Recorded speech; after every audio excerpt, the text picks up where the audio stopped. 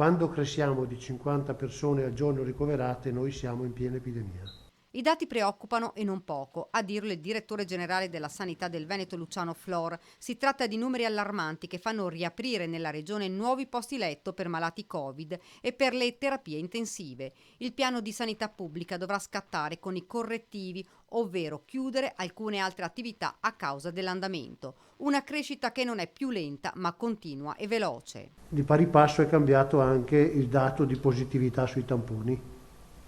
Lo vedete, oggi siamo quasi al 4% di positivi al tampone, che quando eravamo sotto il 2 non tantissimo tempo fa. Un contagio senza fine che aggiorna il dato dei distretti coinvolti nella chiusura delle scuole dalla seconda media in su. C'è chiaramente un altro distretto che si aggiunge, che è quello dell'Alto Vicentino, che ha 258 su 100.000 abitanti. Ci sono più malati sul territorio, più persone in grado di contagiare. La strada obbligata è accelerare la vaccinazione. Ad oggi sono state vaccinate 446.000 persone. In marzo la previsione, dosi permettendo, è di arrivare a 470.000 vaccinazioni.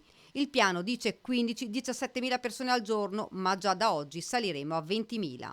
Oggi con le aziende discuteremo un piano da 50.000 vaccini al giorno. E proprio per questo è sempre più fondamentale l'apporto dei medici di base. Ci hanno chiesto un giorno per rivedere i contenuti che, ripeto, sono condivisi, quindi insomma l'accordo di fatto è già concluso, insomma, anche se manca la formalità. Il passaggio formale sarà in giunta martedì, ma se qualche medico di base è disponibile a partire lo può fare senza problemi anche nel fine settimana.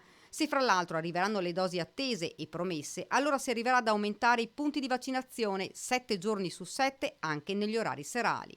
Il Veneto ha sempre tenuto come regola scorte necessarie per far fronte alla seconda dose di vaccinazione, mentre altre regioni li hanno quasi esaurite.